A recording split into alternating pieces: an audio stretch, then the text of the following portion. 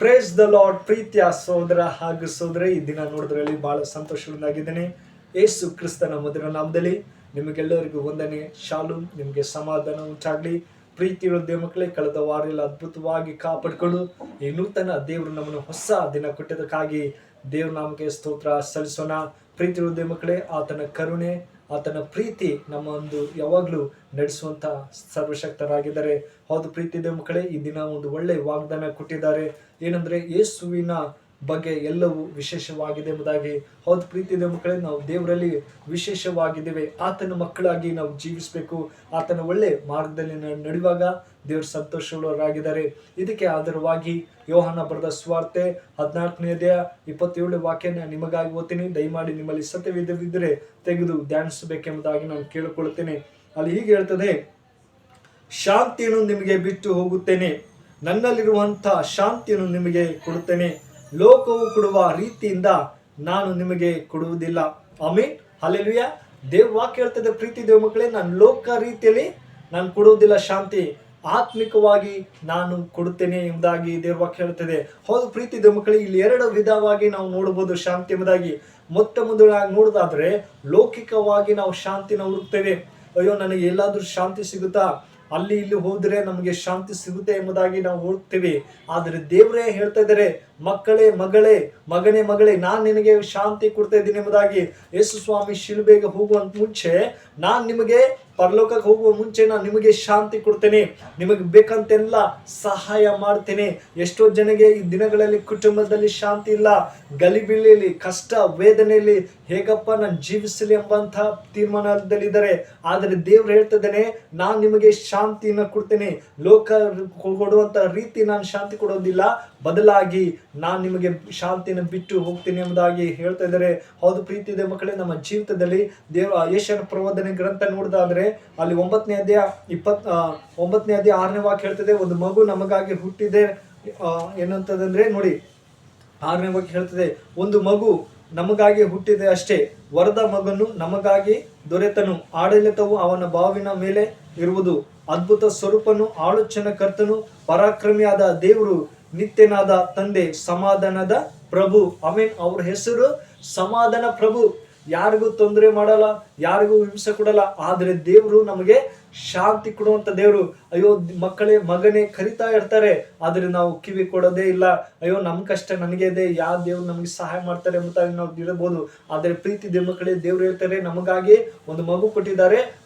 ಯೆಶಾಯನ ಪ್ರವಾದನೆ ಹೇಳ್ತಾನೆ, ನೀವು ಆತನ ಸಮಾಧಾನ ಪ್ರಭು, ನಮಗೆ ಸಮಾಧಾನ ಕೊಡುವಂತ ದೇವರು, ನಮ್ಮನ್ನು ಒಳ್ಳೆ ಮಾರ್ಗದಲ್ಲಿ ನಡೆಸುವಂತಹ ಸರ್ವಶಕ್ತರಾಗಿದ್ದಾರೆ. ಪ್ರೀತಿ ದೇವ ಮಕ್ಕಳೇ, ಆತನ ಹತ್ತಿರ ನಾವು ಜೀವಿಸಬೇಕು. ಆತನ ವಾಕ್ಯಗಳು ಪ್ರತಿದಿನ ಓದುವಾಗ ನಮಗೆ ಸಮಾಧಾನ ಸಿಗುತ್ತದೆ. ಎಷ್ಟೋ ಜನರು ತಮ್ಮ ಕುಟುಂಬದಲ್ಲಿ ಸಮಾಧಾನವಿಲ್ಲದೆ ಜೀವಿಸ್ತಾ ಇದ್ದಾರೆ. ಅಯ್ಯೋ, ನನಗೆ ಇಷ್ಟೊಂದು ಸಾಲ ಇದೆ, ಇಷ್ಟೊಂದು ಹಿಂಸೆ ಇದೆ, ನಾನು ಯಾಕಪ್ಪ ಜೀವಿಸಲಿ ಎಂಬಂತ ಗಲಿಬಿಲಿದ್ದಾರೆ.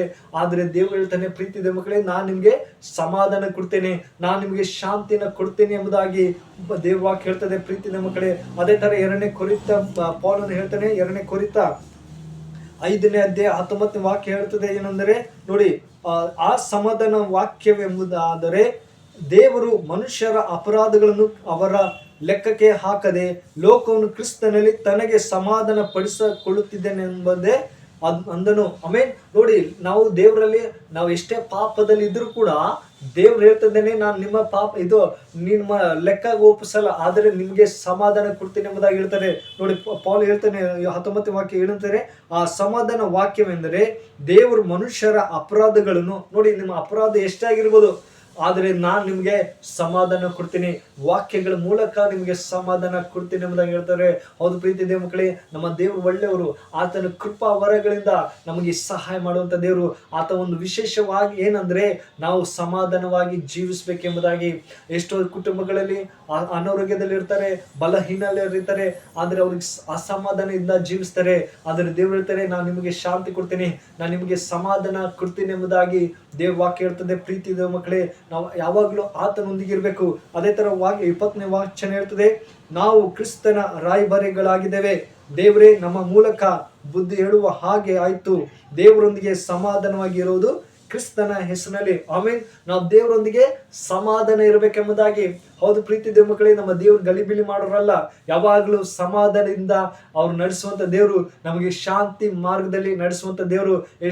ಪ್ರೀತಿ ದೇವ ಮಕ್ಕಳೇ, ನಾವು ಯಾವಾಗಲೂ ದೇವ್ರ ವಾಕ್ಯಗಳು ಓದುವಾಗ ನಮಗೆ ಸಮಾಧಾನ ಕೊಡುವಂತ ದೇವರು. ನಾವು ಅಲ್ಲಿ ಹೋದ್ರೆ ಸಮಾಧಾನ ಸಿಗುತ್ತೆ, ಇಲ್ಲಿ ಹೋದ್ರೆ ಸಮಾಧಾನ ಸಿಗುತ್ತೆ ಎಂಬುದಾಗಿ ಹೇಳ್ಬೋದು. ಆದ್ರೆ ದೇವರೇ ನಮ್ಮ ಹತ್ತಿರ ಬಂದು, ನಾನ್ ನಿಮಗೆ ಸಮಾಧಾನ ಕೊಡ್ತೇನೆ, ಲೋಕ ರೀತಿಯಲ್ಲಿ ನಾವು ನಿಮಗೆ ಶಾಂತಿ ಕೊಡೋದಿಲ್ಲ, ಆ ಬದಲಾಗಿ ನನ್ನಲ್ಲಿ ಇರುವಂತ ಶಾಂತಿ ನಿಮಗೆ ಕೊಡ್ತೇನೆ ಎಂಬುದಾಗಿ ದೇವರು ನಮ್ಮನ್ನು ಹೇಳ್ತಾ ಇದ್ದಾರೆ. ಅದೇ ತರ ಕೊಲಿಸದವರು ಬರೆದ ಪತ್ರಿಕೆ ಪೌಲನು ಹೇಳ್ತಾನೆ, ಮೊದಲನೇ ಕೊಲಿಸ 20ನೇ ವಾಕ್ಯ ಹೇಳ್ತದೆ ಏನಂದ್ರೆ ನೋಡಿ, ಆತನು ಶಿಲುಬೆ ಮೇಲೆ ಸುರಿಸಿದ ರಕ್ತದಿಂದ ತಾನು ಸಮಾಧಾನವನ್ನು ಉಂಟು ಮಾಡಿ ಭೂಪರಲೋಕಗಳಲ್ಲಿರುವ ಸಮಸ್ತವನ್ನು ಆತನ ಮೂಲಕ ತನಗೆ ಸಮಾಧಾನ ಪಡಿಸಿಕೊಳ್ಳಬೇಕೆಂತಲೂ ನಿಶ್ಚಿಷ್ಟ ಶೇಪ ಮಾಡಿದನು. ಆಮೇಲೆ ನೋಡಿ, ಶಿಲುಬೆ ಹೋಗುವಾಗಲೂ ಕೂಡ ನನ್ನ ಮಕ್ಕಳಿಗೆ ಸಮಾಧಾನ ಕೊಡಬೇಕೆಂಬುದೇ ಆತನ ಆಸೆ. ಹೌದು ಪ್ರೀತಿ ದೇವ ಮಕ್ಕಳೇ, ನಾವು ಪಾಪದಲ್ಲಿ ಇರುವಾಗ್ಲೂ, ರೋಗದಲ್ಲಿ ಇರುವಾಗ್ಲೂ ನಮ್ಮ ಪಾಪಗಳಿಗಾಗಿ ನಾವು ಶ್ರಮ ಪಡ್ಬೋದಿತ್ತು. ಆದ್ರೆ ಬದಲಾಗಿ ಯೇಸು ಸ್ವಾಮಿ ಶಿಲುಬೆನ ಹೊತ್ಕೊಂಡಿದ್ದಾರೆ, ನಮಗೆ ಸಮಾಧಾನ ಕೊಟ್ಟಿದ್ದಾರೆ. ನಾವು ಆತನಿಗೆ ಸ್ತೋತ್ರ ಹೇಳ್ಬೇಕು. ದೇವರೇ, ನೀನು ವಿಶೇಷವಾಗಿ ಇದೆಯಪ್ಪ, ದೇವರೇ ನಿನ್ನಲ್ಲಿ ನನ್ನ ಜೀವ ಇದೆ, ನಿನ್ನಲ್ಲಿ ಒಳ್ಳೆ ಮಾರ್ಗವಿದೆ ಎಂಬುದಾಗಿ ನಾವು ಸಂತೋಷದಿಂದ ಹೇಳುವಾಗ ದೇವರು ಕೂಡ ಸಂತೋಷವಾಗಿದ್ದಾನೆ. ಅಯ್ಯೋ ನನ್ನ ಮಗಳು, ನನ್ನ ಮಗ, ನಾನು ಸಂತೋಷ ಕೊಡುವಾಗ ಆತ ಎಷ್ಟು ಸಂತೋಷವನ್ನಾಗಿದ್ದಾನೆ ಎಂಬುದಾಗಿ ಹೇಳ್ತಾರೆ. ಹೌದು ಪ್ರೀತಿ ದೇವ ಮಕ್ಕಳೇ, ಈ ವಾಕ್ಯ ನಿಮ್ಮ ಜೀವಿತದಲ್ಲಿ ಆಶೀರ್ವದಿಸಿ ಕಾಪಾಡಿ. ಪ್ರಾರ್ಥನೆ ಮಾಡೋಣ, ಕಣ್ಣು ಮುಚ್ಚಿಕೊಳ್ಳಿ. ಪರಿಶುದ್ಧನೆಯ ಪ್ರೀತಿ ತಂದೆ ದೇವರ ಸ್ವಾಮಿ, ಒಳ್ಳೆ ಸಮಯಕ್ಕಾಗಿ ಸ್ತೋತ್ರ ಅಪ್ಪ. ದೇವರೇ, ಕಳೆದ ವಾರ ಎಲ್ಲ ಅದ್ಭುತವಾಗಿ ಕಾಪಾಡ್ಕೊಡು. ಈ ನೂತನ ದಿನ ಕೊಟ್ಟಿದ್ದಕ್ಕಾಗಿ ಸ್ತೋತ್ರ. ಹೌದೇಸಪ್ಪ, ನಿನ್ನ ವಾಕ್ಯ ಹೇಳ್ತದೆ, ನಾನು ನಿಮ್ಮಲ್ಲಿ ಲೋಕ ರೀತಿ ಶಾಂತಿ ಕೊಡದೆ ನನ್ನಲ್ಲಿರುವಂತ ಮನಸ್ಸು ಶಾಂತಿ ನಿಮ್ಮನ್ನು ಕೊಡ್ತೇನೆ ಎಂಬುದಾಗಿ ಯೋಹಾನ ಬರೆದ ಸ್ವಾರ್ತೆ ಹೇಳುವ ಹಾಗೆ. ಹೌದೇಸಪ್ಪ, ಈ ವಿಡಿಯೋ ಯಾರು ನೋಡ್ತಾರೋ ಆ ಮಕ್ಕಳಿಗೆ ಒಳ್ಳೆ ಆರೋಗ್ಯ ಕೊಡು, ಒಳ್ಳೆ ಶಾಂತಿ ಸಮಾಧಾನ ಕೊಡು. ಅವ್ರ ಕುಟುಂಬದಲ್ಲಿ ನಿನ್ನ ಬಲವಾಗಿ ಯಜಮಾನಗೆದು ಶಾಂತಿ ಸಮಾಧಾನದಿಂದ ನಡೆಸಪ್ಪ ಅಂತ ನೀನು ಪ್ರಾರ್ಥಿಸಿದ್ರೆ ಅಪ್ಪ, ಎಲ್ಲ ಅಂಧಕಾರಗಳಿಂದ ಅವ್ರು ಬಿಡುಗಡೆ ಕೊಡು ಅಪ್ಪ. ಅವ್ರ ಕುಟುಂಬದಲ್ಲಿ ಎಲ್ಲ ಸೈತಾನ ಕಾರ್ಯಗಳನ್ನು ಬಿಡುಗಡೆ ಕೊಡು, ಶಾಂತಿ ಸಮಾಧಾನ ಕೊಡಪ್ಪ ಅಂತ ಪ್ರಾರ್ಥಿಸಿದ್ರೆ ಅಪ್ಪ. ನೀವು ಕರುಣಿಸುವಂತ ದೇವರು, ನೀವು ಪ್ರೀತಿಸುವಂತ ದೇವರಾಗಿದ್ದಾರಪ್ಪ. ನಿಮ್ಗೆ ಸ್ತೋತ್ರ ಅಪ್ಪ. ಎಲ್ಲ ಜನರು ನಿಮ್ಮ ಕರೆಗಳು ಅರ್ಪಿಸ್ತಾ ಈ ಚಿಕ್ಕ ಪ್ರಾರ್ಥನೆ ಕೇಳಿದಂತೆ ಯೇಸು ಕ್ರಿಸ್ತನಲ್ಲಿ ಬೇಡುತ್ತೇನೆ, ಜೀವ ತಂದೆ, ಆಮೆನ್.